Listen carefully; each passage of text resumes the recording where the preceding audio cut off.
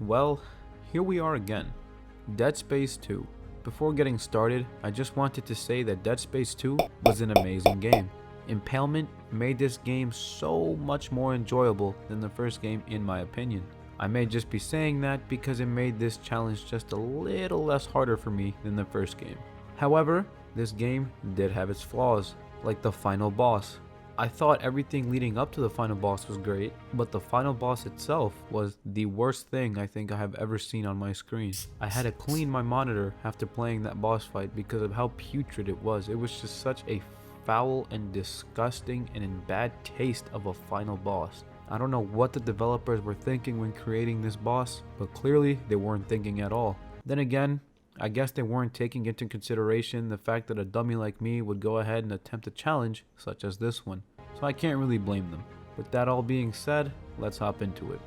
So there I was, admiring my lovely girlfriend, when all of a sudden, I was awoken from my slumber without my permission. Franco tries to tell me that I'm in terrible danger, but joke's on him, for he was the true man that needed saving in this game. Seeing his face fall apart and transform into a slasher was all I needed to realize that I am in for one hell of a time. I realized that I gotta get out of this place, so I ran out as fast as I could and was killed not even 5 minutes into the game. It's a shame that I could not say bye to my lovely inmates who were slowly and painfully turning into necromorphs as I passed by them.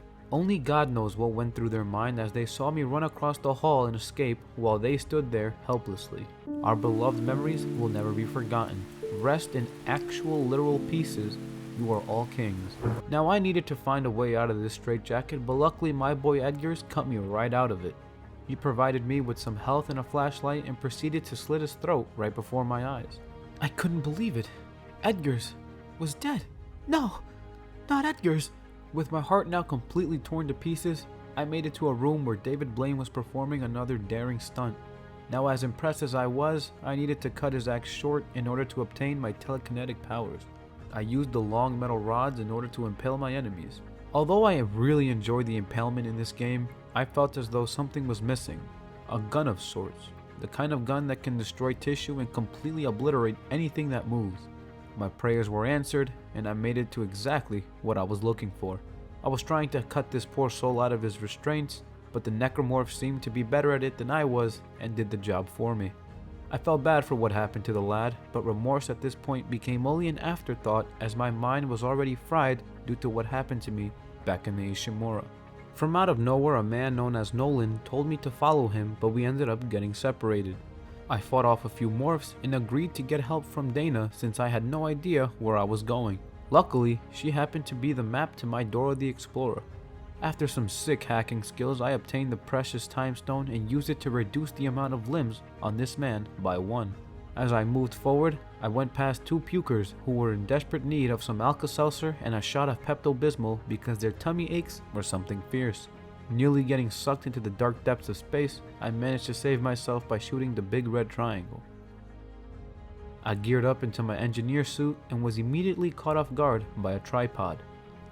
Using my time stone and my ability to have nothing but laser sight accuracy, I put the tripod down and was on my way to meet up with Dana. I ended up in Titan Heights, which is basically just an apartment complex, and well, as you can see, everything just went completely AWOL. There was blood, guts, semen, and sweat just scattered all over the walls. As I made my way through the different floors, all I could hear was screams of agony and cries of helpless babies. The fear was getting to me. Every step I took felt like it got me closer and closer to my untimely demise. Grandmas, children, moms and dads, they were all being attacked viciously and turned into these necromorphs. Me being the only one with a gun and the balls to fight back, I did what I do best and cleared any necromorph that struck horror into these walls. I had no mercy and completely eviscerated them. I was instructed by Dana to take the train to the Cassini Towers. On my journey there, I tried to use anything but ammo to get past certain parts. Anything from bombs to bones to even suitcases was thrown throughout my journey in order to conserve ammo. After knowing what infectors do, I immediately tried to take them out first before I took anything else out. I boarded the Metro North and found myself in a train to Busan type of situation.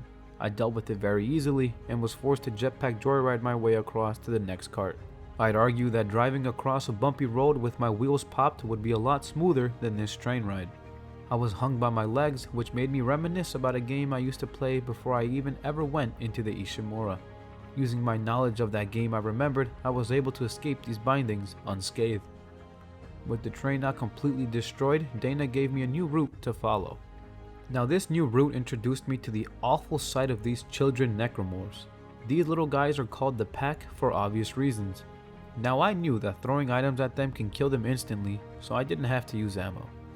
The problem was the fact that they are so fast, so it was really hard to try and throw things at them quick enough. A few bullets were inevitably shot, and I felt as though I should have been incarcerated for the murders I've just committed. I saw one of the packs try to jump, so I gave it a little boost. After that, I got into a little skirmish with a couple of foes, and I then made it to the waste area. The elevator to the Cassini Towers was sadly destroyed, but I went ahead and fixed that bad boy up, and I got there. Here I saw an old friend of mine, the Swarmers. Luckily in this game I could use little objects to take them out one by one without having to use that much ammo. My dementia hit me hard, and I was back to seeing my dead girlfriend Nicole. I knew she wasn't there, but at the same time, I was all like, damn girl, I miss you so much, come back to me baby, I miss you, please. Tideman's gunship found out where I was, so I headed down to the lower level of this facility in which a swarm of enemies attacked me. Using quick thinking and an unmatched aim, I devoured all the necros in order to make it to the main church corridor. While I was jogging through the church, Tideman's ship found me once again and started to blast me. With no other way to go, I panicked and ran into the Church of Unitology. It's in this church where Dana is waiting for me with the cure to my dementia, so I intend on getting it no matter what. Even if I hate Unitologists, I can't help but admire how beautiful this church is. After some running and vent crawling, I made it to my girlfriend, who tried to inject a needle in my eye. I, of course, scared for my life, fought her back, only to realize that, holy crap, it was me the entire time. My head is basically just slowly turning into mush. Little by little, I kept getting more and more insane. The game was being fairly generous and left out some ammo for me, so I was very worried about what was going to happen next. My exit door was completely crushed due to some unknown force, and I was forced to fight against a new wave of enemies known as Stalkers. These bastards are not to be taken lightly. They hide from you and literally stalk you until they attack. Now of course I tried to use as little ammo as possible, so I used any sharp rods I had and the Stalker's claws in order to defend myself.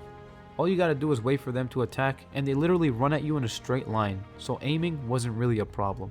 I hacked the control panel and got to a secondary exit, which led me to a bunch of swarmers. Thankfully, I used anything I had at my disposal to squish them and save me more of that sweet ammo. Now I'm still not using the store, however I am using it to store ammo in case I might need it later. After this little skirmish, I took an elevator down to the crypt. This area was filled with corpses inside of cryogenic tubes. It was a very cold room. It made me miss the warm breath I felt as the necromorphs tried to bite my neck off. I had a vision of corpses screaming at me, and I guess this foreshadowed the fact that eventually necromorphs would jump out of the tubes and try to kill me. I can't tell you how much I love the fact that I can impale necromorphs. I wish I could save money as well as I save ammo in this game. I managed to turn off the gravity by solving a puzzle only the likes of me can decipher, and thrusted my way up to a room that gave me a ridiculous amount of ammo. This, of course, was because I had to fight another tripod. His long venom-like tongue attempted to give me quite a licking, but after defending myself like the badass I am, he had no choice but to retreat and send his goons after me. It's a shame that they didn't realize that this was my hood, not theirs. On an elevator ride up to Dana, I finally met up with her, only to realize that she was a unitologist all along. She did not have a cure for my dementia. She didn't care about me. All she wanted was my mind. She wanted me to build more markers for them. She riddled my head with so many thoughts, and this gunship thankfully riddled her body with so many bullets. A lot happened, and I ended up getting chased by a huge tormentor who really desperately wanted to rip me limb from limb. Using quick thinking, I blew up this tank and it sent me flying into where I started, the Cassini Towers. The Cassini Towers were just as messed up as I left them. Depression and anxiety filled every room, and the thoughts that this was once a very happy area really puts into perspective how awful this infection truly was. I mean, just look at how they left this poor man. It's awful. I was able to figure out very quickly that leapers are my worst enemy in this game. They are so fast and quick with every movement, and they basically one-shot me. These enemies alone felt like boss fights every single time I encountered them. I then made it to the cysts, which aren't really a problem because you can hear where they are, and I didn't use any ammo on them. I just threw anything I had, whether it was bodies or boxes, at them. Remember kids, a little concentration leads to ammo conservation. This is a law I go by. I made it to the floor that had a man doing levitating cartwheels and passed him in order to get to an area that resembled a horror maze. Nothing too hard, just annoying due to my horrific aim. I met up with some chick named Ellie and made it to the daycare.